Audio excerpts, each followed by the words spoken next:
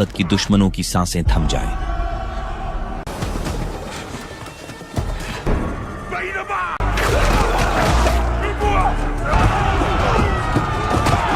जिसके कदम पड़ते ही रणभूमि में दुश्मनों की रूह तक कांप उठती थी। वो था महान आहूला का बेटा कायाना। कहानी 18वीं शताब्दी के हवाई आइलैंड की है। उस दौर में वहां 4 प्रमुख साम्राज्य थे, ओआहू, माउई, कुवई और हवाई। वो चारों साम्राज्य कभी एकजुट हुआ करते थे, लेकिन धूर्त मुखियाओं और उनके अलग अलग देवताओं में श्रद्धा रखने वाले लोगों ने उन्हें बांट दिया। तब से वे एक अंतहीन युद्ध के चक्र में फंसे हुए जिंदगी गुजार रहे हैं। तो वहीं माउई साम्राज्य का सेनापति कायाना अब इन खून खराबों से अलग होकर कुवई में अपने परिवार के साथ शांत जीवन जी रहा है। खान पान के लिए वे विशालकाय मछलियों का शिकार करते थे। सब कुछ बढ़िया चल रहा था, लेकिन उनकी लाइफ में उथल पुथल उस वक्त शुरू हो गई जब माउई साम्राज्य के राजा काहेकिली का शाही दूत उनके द्वीप पर आया। कुवई के राजा बिल्कुल भी खून खराबा नहीं चाहते थे। 3 साल पहले जब कायाना ने उनसे शरण मांगी थी, तब उसने वचन दिया था कि उन्हें माउई साम्राज्य से कोई समस्या नहीं होगी। अब उस वादे को निभाने की बारी थी। राजा काहेकिली का शाही दूत एक पैगाम लेकर आया था। वैसे तो वो अपनी सेना के भगोड़ों को ढूंढकर खत्म कर दिया करते थे, लेकिन राजा काहेकिली के फरमान के चलते कायाना अभी भी अपने पैरों पर जिंदा खड़ा था। काहेकिली ने कायाना को कल अपनी परिषद में बुलाया था। साथ में वो धमकाते भी गए कि शाही दूत की बात अनदेखा करने पर जीभ काट ली जाती है। अगर वो भागा तो फिर से उसे ढूंढ लिया जाएगा और इस बार माफी की कोई गुंजाइश नहीं होगी। कायाना के 2 और भाई थे, नमाके और नाही। कायाना की पत्नी का नाम था कुपवोही। कुपवोही की छोटी बहन हेके की शादी नाही से हुई थी। अगली सुबह वे नाही को घर की निगरानी के लिए छोड़कर माउई के सफर पर निकल पड़े। वहां तट पर पहुंचे तो काहेकिली का बेटा पहले से उनका राह देख रहा था। वे उनको राजा के पास ले गए। वहां कायाना का स्वागत उस पर लकड़ी के भाले से हमला करके किया गया। एक भगोड़े सेनापति के लिए भला इससे अच्छा स्वागत क्या हो सकता था। उसके और राजा काहेकिली के परिषद के बीच एक भाला चलाने वाला पहलवान तैनात था, जिसके बारे में चर्चा थी कि उसके भालों से बचकर कोई भी राजा तक नहीं पहुंच सकता। अब वो कायाना को चुनौती देने लगा कि आगे आकर तो दिखा। राजा भी यही चाहता था, इसलिए कायाना ने अपने पंखों वाला चोंगा उतारा और उसके भाले से बचते हुए उस पर टूट पड़ा। दोनों के बीच जमकर लड़ाई हुई और आखिरकार कायाना ने उसे धूल चटा दी। फिर वो राजा के सामने नतमस्तक होकर एक तोहफा पेश किया। राजा ने उसे स्वीकार किया और चाहा कि कायाना वापस अपनी पदवी संभाल ले, लेकिन कायाना ने विनम्रता से इनकार कर दिया। तब राजा ने उसे याद दिलाया कि उसके पिता, जो राजा काहेकिली के चचेरे भाई थे, मरते दम तक उनकी सेवा में रहे थे। वही जुनून और वही लड़ने की काबिलियत कायाना के अंदर भी थी, लेकिन उसने उन्हें मझधार में छोड़ दिया। परिषद में बैठक हुई जहां कायाना ने सवाल उठाया कि उन्हें यहाँ क्यों बुलाया गया है। तो बात ऐसी थी कि उनके साम्राज्य पर भारी संकट मंडरा रहा था। उनके गुप्तचरों ने खबर दी थी कि ओआहू का युवा राजा हाहाना उन पर हमला करने की योजना बना रहा है। उसके पास माउई साम्राज्य से दुगनी फौज है। माउई के भविष्य दृष्टाओं ने भी भविष्यवाणी करके चिंता बढ़ा दी थी। उनकी भविष्यवाणी के मुताबिक उनके लोग ओआहू के शासन में गुलाम बनकर रहेंगे। लेकिन कायाना का भाई नमाके समझ नहीं पा रहा था कि ओआहू का युवा राजा हाहाना उन पर हमला क्यों करेगा, क्योंकि उसने तो हमेशा राजा काहेकिली के प्रति वफादारी की शपथ ली थी। वो राजा काहेकिली का प्रशंसक था, जिस पर काहेकिली के बेटे प्रिंस कुपुले ने बताया कि ओआहू का मुख्य पुरोहित बहुत खतरनाक शख्सियत है। उसने युवा राजा के दिमाग में जहर घोल दिया है। कुछ भी हो, कायाना खून खराबों से दूर हो चुका था और वो इस युद्ध में उनका साथ देने को राजी नहीं हुआ। फिर भी राजा ने उसे आज रात यहीं रुकने और सोचने विचारने का समय दिया। इस बात को लेकर तीनों भाइयों में कलह भी हुई, क्योंकि वे पहले भी एक बार उसकी सेना छोड़कर उसे चुनौती दे चुके थे। इस बार वो उन्हें जिंदा नहीं छोड़ेगा। जिस पर कायाना ने कहा, मैं उस भटके हुए राजा के लिए दोबारा कभी नहीं लड़ूंगा, जिसकी वजह से हजारों मासूमों की जान गई थी। कल सुबह हम वापस कुवई लौट जाएंगे। सुबह जब कायाना की नींद खुली तो राजा काहेकिली उससे मिलने आए हुए थे, बिल्कुल अकेले। उन्हें कायाना से क्या डर, वो तो उनके ही वंश का बच्चा था। वे उसे उसके पिता की हड्डियों के पास ले गए, जिनका ओआहू के सैनिकों ने अपमान किया था। यह देखकर कायाना की आंखों से आंसू छलक पड़े। दरअसल ओआहू के मुख्य पुरोहित ने युद्ध की वेदी पर बलि चढ़ाने के लिए एक दुश्मन मुखिया की हड्डियां मंगवाई थीं। काहेकिली के सैनिकों ने उन्हें रोकने की कोशिश की, लेकिन तब तक वे उनकी हड्डियों का अपमान कर चुके थे। यहाँ राजा ने उस प्राचीन भविष्यवाणी का भी जिक्र किया, जिसमें कहा गया था, पंखों वाला चौगा ओढ़े एक तारा एक महान राजा के उदय का संकेत देगा, जो चारों साम्राज्यों को एकजुट करेगा। वे पीढ़ियों तक इंतजार करते रहे और आखिरकार वह तारा दिखा। उसी रात क्याना का जन्म हुआ था। उन्होंने सालों तक इंतजार किया, लेकिन ऐसा कोई राजा नहीं आया। अब काहेकिली को लगता है कि कायाना ही पंखों वाला चोगा ओढ़े वह तारा है और काहेकिली वह राजा है जो चारों साम्राज्यों को एकजुट करेगा। उस दिन कायाना और उसके भाइयों ने पिता की हड्डियों का अंतिम संस्कार किया और कसम खाई कि उस पुरोहित को इसकी कीमत चुकानी होगी। कायाना के पास एक रणनीति थी जिसके जरिए वह बहुत कम खून खराबे में भी ओआहू को जीत सकता था। इसके तहत राजा को वहां के तट के करीब अपनी सेना ले जानी थी ताकि घबराकर ओआहू की सेना तट की रक्षा के लिए इकट्ठी हो जाए, लेकिन हमला नहीं करना था। इस बीच कायाना पूर्वी गढ़ पर हमला करके पुरोहित को हिरासत में ले लेता। मंदिर पर कब्जा होते ही युवा राजा आत्मसमर्पण कर देता। यह एक अच्छी रणनीति थी। फिर क्या था, वे युद्ध के लिए रवाना हो गए। कायाना की एक फौजी टुकड़ी ने पूर्वी गढ़ पर हमला कर दिया।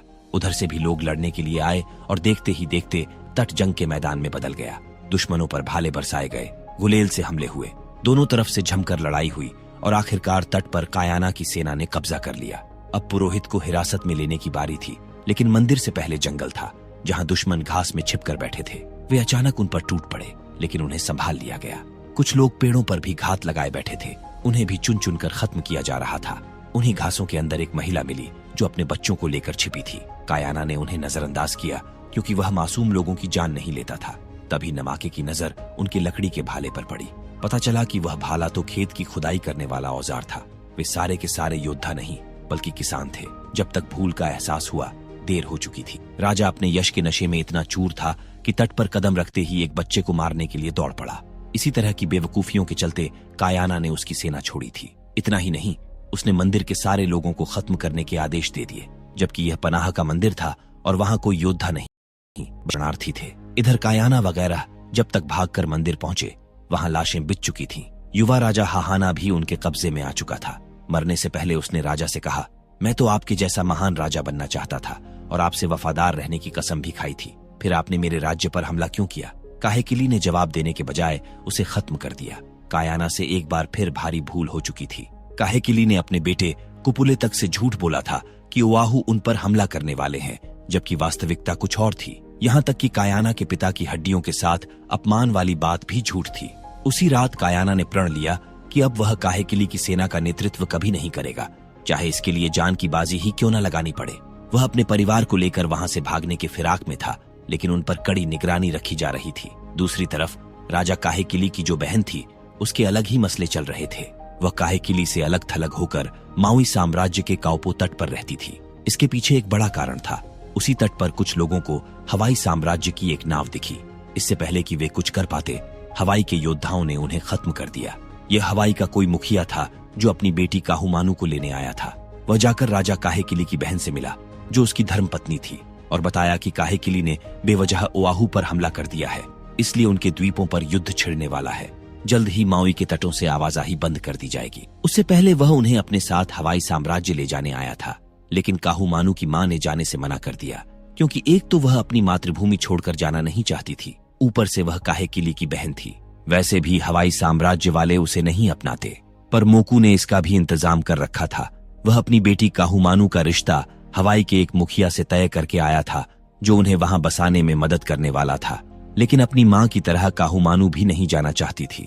मोकू के लिए यहाँ ज्यादा देर तक रुकना सही नहीं था। तब उसकी पत्नी ने भरोसा दिलाते हुए कहा, तुम जाओ, मैं काहुमानू को मनाकर भेज दूंगी। जिसके बाद मोकू हवाई वापस लौट गया।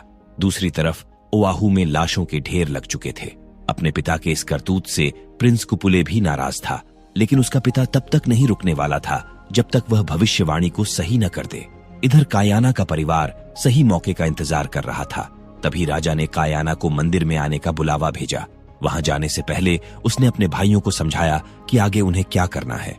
इसके बाद राजा का शाही दूत उसे मंदिर तक छोड़कर राजा को बुलाने चला गया। जब राजा आए तब तक पूरा मामला बदल चुका था। पहरेदारों को मारकर कायाना और उसका परिवार रफू चक्कर हो चुका था। छुपाए गए पहरेदारों की लाशें देखकर राजा आगबबूला हो उठा और आदेश दिया कि 8 समुद्र छान मरो। पर उनके दूत के रहते उन्हें भटकने की जरूरत नहीं थी।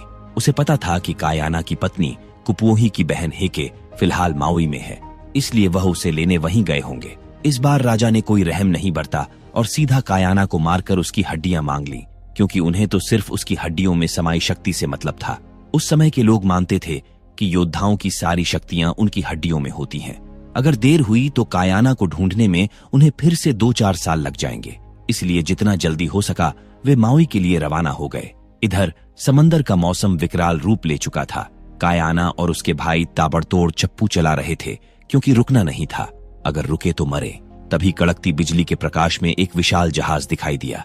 इस खतरनाक मौसम को पार करके कायाना और उसका परिवार घर पहुंचा, लेकिन हेके घर पर थी ही नहीं। उसकी चीजों को देखकर अनुमान लगाया गया कि शायद इस समय वह घाटी में होगी। इधर तब तक प्रिंस कुपुले अपनी पूरी पलटन लेकर तट पर आ चुका था। कुछ पल बाद कायाना को अपने पीछे किसी के आने की आहट हुई। वह उस ओर गया तो प्रिंस कुपुले का एक आदमी सामने था। कायाना को देखकर वह अपने लोगों को चिल्लाया तो एक झटके में कायाना ने उसकी बोलती बंद कर दी। हालांकि तब तक उसके लोग उसकी आवाज सुन चुके थे। इसके बाद तो जैसे प्रिंस कुपुले की पूरी पलटन कायाना के पीछे पड़ गई। कायाना उन्हें अपने परिवार से दूर ले गया ताकि वे सुरक्षित भाग सकें, लेकिन ना ही भागने के बजाय कायाना की मदद करना चाहता था। पर कुपोही ने समझदारी दिखाई, क्योंकि अगर वे लड़ने जाते तो मारे जाते। उधर कायाना भागते भागते दुश्मनों की आंखों से ओझल हो गया। किस ओर गया उन्हें कुछ अंदाजा नहीं था, इसलिए वे 2 दिशाओं में बंट गए। दूसरी तरफ वह विशाल ब्रिटिश जहाज माउई के तट पर आ पहुंचा था। उस पर सवार ब्रिटिश नाविक भूख प्यास से बदहाल थे, क्योंकि तूफान में फंसकर वे भटक गए थे और उनका राशन पानी आवश्यकता से ज्यादा खर्च हो चुका था। बिना राशन पानी के वैसे भी वे समंदर में मर जाते, इसलिए उन्होंने इस खतरनाक माउई आइलैंड पर आने की जहमत उठाई, जबकि वे जानते थे कि सालों पहले कप्तान कुक के यहाँ आने के बाद क्या हश्र हुआ था। दूसरी तरफ काफी समझाने बुझाने के बाद आखिरकार काहूमानू हवाई के मुखिया के साथ शादी करने के लिए मान गई, क्योंकि अपने नाना से छिपकर रहने से अच्छा उसके लिए यही सही था। इधर हेके गाना गुनगुनाते गुनगुनाते घाटी में हल्दी की बुआई कर रही थी। तभी उसकी बहन उसे लेने आ गई और फिर उसे पूरा मामला समझाया गया। कायाना को उसके दुश्मन ढूंढ चुके थे और अब उनके बीच कुछ दूरी का फासला बचा था। तभी एक ने दूर से ही उस पर वार किया, तो जाकर उसके सर पर लगा। वह गिर पड़ा, लेकिन अच्छी बात यह थी कि वहां बड़े बड़े घास फूस थे जिनके बीच वह छिप सकता था। छिपते छिपते आगे उसे एक सुअर मिला और वहीं कुछ दूरी पर उसका बच्चा भी चारा चर रहा था। कायाना ने सुअर के बच्चे को दबोचा और बड़ी फुर्ती से दुश्मनों की तरफ उछाल दिया, जिससे सुअर के बच्चे की मां भड़ककर उन पर हमला करने लगी। एक डिस्ट्रैक्शन क्रिएट हुआ, जिसका फायदा उठाकर कायाना बच निकला। आगे चलकर उसे एक गुफा मिली जिसमें एक सुंदर लड़की थी, काहूमानू। कायाना को घायल देख वह मदद के लिए हाथ बढ़ाई, लेकिन उसने यह कहते हुए मना कर दिया कि राजा के लोग उसके पीछे पड़े हुए हैं और अगर वह उसकी मदद करेगी तो राजा के लोग उसे भी मार देंगे। लेकिन काहूमानू पीछे नहीं हटी और उसे ऐसी जगह ले गई जहां राजा के लोग ढूंढ नहीं सकते थे। वहां आराम मिलते ही वह फुफकार मारकर सो गया। इधर प्रिंस कुपुले के लोग कायाना को ढूंढते ढूंढते परेशान हो चुके थे, लेकिन हार मानकर वापस लौटने को भी तैयार नहीं थे। कुछ घंटे बाद जब कायाना सोकर उठा तो काहूमानू ने उससे कुछ सवाल पूछे, जैसे कि राजा के लोग उसे क्यों ढूंढ रहे हैं और उसके बांह पर राजवंश का पारिवारिक प्रतीक क्यों है। तब कायाना ने उसे सारी बात बताई और पूछा, तुम कौन हो जो राजवंश के प्रतीक के बारे में जानती हो। काहूमानू ने बताया कि वह राजा काहेकिली की बहन की बेटी है, लेकिन कायाना को उस पर विश्वास नहीं हुआ, क्योंकि वह शाही घराने के सभी लोगों से भली भांति परिचित था। इस पर काहूमानू ने बताया कि उसका जन्म ऐसी ही किसी गुफा में हुआ था और वह बचपन से लेकर अब तक अपने नाना से छिपती आ रही है। असल में उसकी मां ने दुश्मन साम्राज्य हवाई के एक मुखिया से प्रेम विवाह कर लिया था। अगर यह बात राजा काहेकिली को पता चलती तो वह उन्हें खत्म करवा देता। इसी डर से वह आज भी गुफा में छिपकर अपना जीवन गुजार रही है। 24 घंटे गुफा में बिताने के बाद जब कायाना थोड़ा ठीक हुआ तो अपने परिवार को ढूंढने निकलने लगा। तभी काहूमानू ने कहा, मुझे हवाई ले जाने के लिए एक नाव इंतजार कर रही है। अगर तुम चाहो तो तुम्हारा परिवार मेरे साथ हवाई में शरण ले सकते हो। फिर क्या था, दोनों घाटी की ओर निकल पड़े। उसी रास्ते पर ब्रिटिश नाविक फल, पानी वगैरह इकट्ठा कर रहे थे। तभी उनका एक आदमी जो थोड़ी दूर हल्का होने गया था, पीछे से प्रिंस कुपुले के लोगों के निशाने पर आ गया। उन्होंने उस पर वार किया, उसे बेहोश किया और उसका पिस्टल छीन लिया। उधर कायाना और ब्रिटिश नाविकों का आमना सामना हो चुका था। मार्ली नाम का एक नाविक तुरंत कायाना पर गण तान देता है। कप्तान ने उसे बंदूक नीचे करने का आदेश दिया, लेकिन मार्ली अड़ियल किस्म का आदमी था। इस बीच काहूमानू समझ गई कि ये लोग कष्ट में हैं, तलाश में आए हैं। कायाना व्यंग्य से कहता है, तो फिर वो चूहे की शक्ल वाला आदमी मेरी तरफ डंडी क्यों ताने खड़ा है। जैसे ही उसने चाकू हाथ में लिया, मार्ली ने ट्रिगर दबा दिया, लेकिन कप्तान के समय रहते हस्तक्षेप के कारण गोली निशाने से चूक गई। बस उसकी इसी एक गलती ने पूरे आइलैंड को उनके पीछे लगा दिया। अब एक ही रास्ता था, किसी भी तरह यहां से निकलना। लेकिन इससे पहले कि वे हिल पाते, पीछे से प्रिंस कुपुले का एक आदमी आ धमका। कायाना ने बिना वक्त गंवाए चाकू फेंका और उसे खत्म कर दिया। उसके पास झोन का पिस्टल देख ब्रिटिश फौरन भाग निकले। दूसरी तरफ प्रिंस कुपुले गोली चलने की आवाज की दिशा में भागता हुआ आ रहा था। वो कभी भी वहां पहुंच सकते थे, इसलिए कायाना ने अपनी एक निशानी काहुमानू को देकर कहा, घाटी में खेतों वाली जगह मेरी फैमिली मेरा इंतजार कर रही होगी। तुम ये मेरी पत्नी कुपुओही को देना, वो सब समझ जाएगी। अगर कायाना ऐसा नहीं करता तो प्रिंस कुपुले तट पर पहुंच जाएगा, फिर कोई भी इस तट से भाग नहीं पाएगा। इधर नाही के सब्र का बांध अब टूट चुका था। वो कायाना को ढूंढने जाने के लिए व्याकुल हो रहा था, पर छोटा भाई उसे जाने नहीं दे रहा था, जिसे लेकर दोनों भाइयों में मारामारी हो गई। यहां तक कि कुपुओही ने नाही के गर्दन पर छुरा तक रख दिया। तभी काहुमानू आ धमकी। फिर उसने कायाना की निशानी देकर पूरी बात बताई। कुपुओही को पूरा भरोसा था कि कायाना उन्हें ढूंढ लेगा, इसलिए वो हवाई जाने के लिए मान गए। नाव पर बैठते समय उन्हें एक ब्रिटिश मिला जो अपने लोगों से बिछड़ चुका था। काहुमानू उसे अपने साथ ले गई, जबकि दूसरी तरफ कप्तान उसकी राह देखते देखते नाव पर सवार हो गए। इधर कायाना दुश्मनों को बहकाकर तट से काफी दूर ले गया। भागते भागते जमीन कम पड़ गई। अब एक तरफ प्रिंस कुपुले के लोग तो दूसरी तरफ खाई था। फिर हुआ महासंग्राम। एक अकेले पर दर्जनों हमला कर दिए, पर खूंखार कायाना को बस में करना इतना आसान भी नहीं था। जो भी उसके करीब जाता वो उसे चीर फाड़ डालता। काफी जद्दोजहद करने के बाद आखिरकार वो उसे घुटनों पर ले आए। फिर जैसे ही राजा के दूत ने उसे खत्म करना चाहा, उसने एक बार फिर पलटवार किया और दूत को ढाल बनाकर खाई में कूद गया। ये जगह जमीन से इतनी ऊंचाई पर थी जहां से गिरने के बाद बचने की कोई संभावना नहीं थी। इसलिए प्रिंस कुपुले ने लाश ढूंढने का हुक्म दिया। जब कायाना की आंख खुली तो वो ब्रिटिश जहाज पर था। उसने वहां कहकम मचा दिया। दानव जैसे आदमी को कंट्रोल करना उनके लिए आसान काम नहीं था।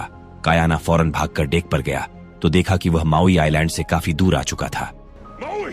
कप्तान उसका सामान लौटा दिए और बोले कि अगर हमने तुम्हारी मदद न की होती तो तुम मर जाते। एक बार तुमने हमारी जान बचाई और एक बार हमने, हिसाब बराबर हुआ। अब कायाना को उनके साथ रहना है या फिर वो उसे कहीं ले जाकर छोड़ दें, ये उसकी मर्जी थी। 1 साल बाद अलास्का में कहीं। इन बीते 1 सालों में टोनी और कायाना के बीच अच्छी दोस्ती हो गई थी। टोनी प्रत्येक दिन उसे गन के पार्ट्स के बारे में बताता और अंग्रेजी बोलना सिखाया करता था। जल्द ही उसने बंदूक चलाना और शिकार करना भी सीख लिया। दूसरी तरफ उसका पूरा परिवार हवाई के किसी तट के किनारे अपना घर बसा चुका था। उनके साथ जॉन भी था, जो वहां के बच्चों को अंग्रेजी पढ़ाया करता था। कुपुओही उदास रहती थी, लेकिन कहीं न कहीं मन में उम्मीद भी थी कि कायाना एक दिन वापस जरूर लौटेगा। उधर समय के साथ साथ माउई साम्राज्य और ताकतवर होता जा रहा था। उस लड़ाई के बाद ओआहू के काफी सारे मुखिया काहेकिली के सामने घुटने टेक चुके थे, लेकिन कुछ ऐसे भी क्रांतिकारी मुखिया थे जो काहेकिली को जान से मारने की साजिश रच रहे थे। उन्हीं में से एक था महान काकुहिहेवा का वंशज हेकुहोकू। उसने काहेकिली को जहर देने के लिए अपने गुप्तचर को भेजा था, लेकिन अफसोस वो पकड़ा गया और अब हेकुहोकू का भेद खुल चुका था। देखते ही देखते राजा के लोग उन्हें घेर लिए, लेकिन हेकुहोकू घुटने टेकने को राजी नहीं था। जैसे ही उसने अपने परिवार को संकट में देखा, उसने राजा से वफादार रहने की कसम खा ली, पर राजा ने किसी को नहीं बख्शा और उनका जहर उन्हीं को पिलाकर खत्म करवा दिया। काहेकिली की क्रूरता की कहानियां हवाई के राजा तक जा पहुंची थीं। राजा मरने के कगार पर थे और चाहते थे कि अगर उन पर हमला हुआ तो उनके मुखियाओं की रणनीति क्या होगी। क्या वो उनके मरने के बाद अपने नए राजा का समर्थन करेंगे? कामेहामेहा ने हामी भरी और बताया कि जब राजा का बेटा केउवा गद्दी पर बैठेगा तब भी वे उसका साथ देंगे और मिलकर उस सन की राजा का सर कुचल देंगे। इधर मुखिया मोकू की बेटी काहुमानू इन बीते 1 साल में जॉन से काफी हद तक अंग्रेजी बोलना सीख गई थी। फिर वो दिन आया जब उसकी शादी मुखिया कामेहामेहा से करा दी गई। दूसरी तरफ कायाना भी अपने परिवार के पास लौटने का मन बना चुका था। जैम्बोआंगा उसका आखिरी ट्रेड था, जिसके बाद कप्तान उसे माउई पहुंचाने का वादा किए थे। वहीं मार्ली आज तक समझ नहीं सका था कि कप्तान उसे पानी से बचाकर शिप पर क्यों लाए थे, क्योंकि उसका मानना था अगर यही मौका उन जंगलियों को मिलता तो वे मार देते। अगर मार्ली कप्तान होता तो उसे कब का मार चुका होता। इस बात को लेकर उसके और टोनी के बीच बहस भी हो गई, जिसका अंजाम आगे चलकर बहुत भयावह होने वाला था। 2 दिन बाद वे स्पेनिश ईस्ट इंडीज के जैम्बोआंगा तट पर पहुंच गए। कायाना ने शिप पर काम करके काफी सारे पैसे इकट्ठे कर लिए थे, जिससे वो गन्स खरीदने वाला था, और वो भी बहुत सारी। लेकिन बात नहीं बनी, क्योंकि वो ऐसे ही किसी को पूरी बटालियन के लिए गन्स नहीं बेच सकते थे। ये वाकया एक औरत देख रही थी। वो उनका पीछा करने लगी। टोनी अय्याशी कर रहा और तभी एक पियक्कड़ ने कायाना से बदतमीजी करने की कोशिश की। उससे पहले ही उसने उसे पटक दिया। अनजान महिला कायाना से मिली।